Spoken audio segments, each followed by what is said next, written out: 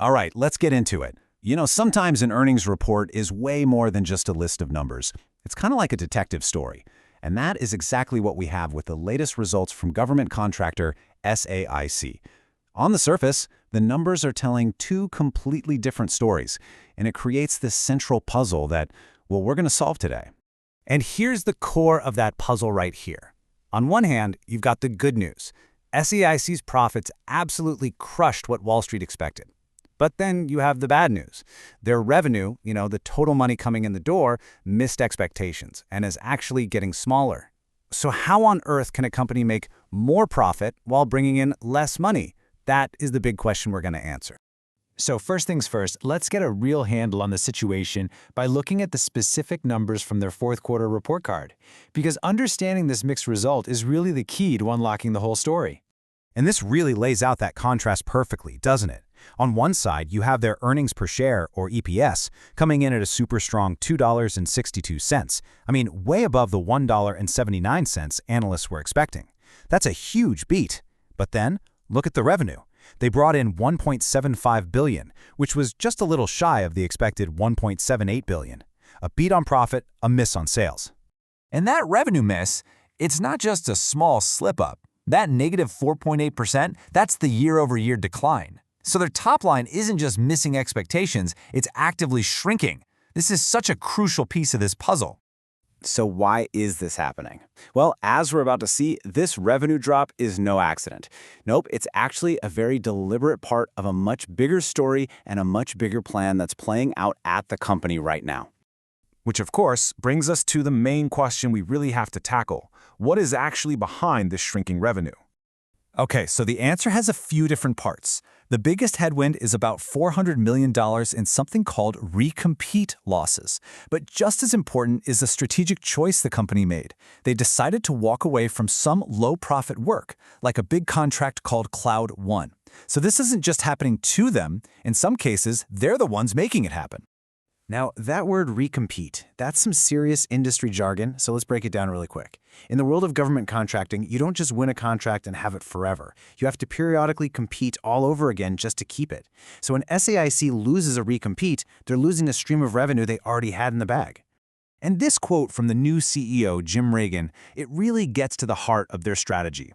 He calls it addition by subtraction. I love that phrase. They are deliberately choosing to let go of work that they see as less differentiated, which is basically a nice way of saying commoditized contracts where it's really hard to stand out and even harder to make a decent profit. And you can see that addition by subtraction strategy in action right here. This shows how that less differentiated, large enterprise IT work is becoming a smaller and smaller piece of their total business. It's dropping from 17% of revenue all the way down to a planned 10%. They're actively shrinking this part of the company on purpose. So, if the problem is shrinking revenue, what's the solution? Well, it's all part of a new strategic plan, led by CEO Jim Reagan, that is all about focusing on the quality of the work, not just the quantity. So here's the bottom line. SAIC is making a trade. They're intentionally giving up revenue from these low-profit, generic IT jobs so they can free up their resources and really focus on winning higher-value, more specialized contracts, the kind where they can actually stand out and earn better margins. And look, this isn't just some vague idea. It's a solid plan with three main pillars. First, sharpen their execution to run a tighter ship. Second, use the money they have more effectively to drive the right kind of growth. And third, be way more selective about which contracts they even go after, prioritizing the quality of the bid. And to back this all up, they've set a very specific goal: to slash $100 million in costs. This isn't just about saving money for the sake of it. It's about creating financial firepower to reinvest in the parts of the business where they really want to grow. Okay, so that's the plan. But is it actually working? This brings us right back to that good news we started with. And the answer, when you look at their profitability, seems to be a resounding yes. This chart just shows it perfectly.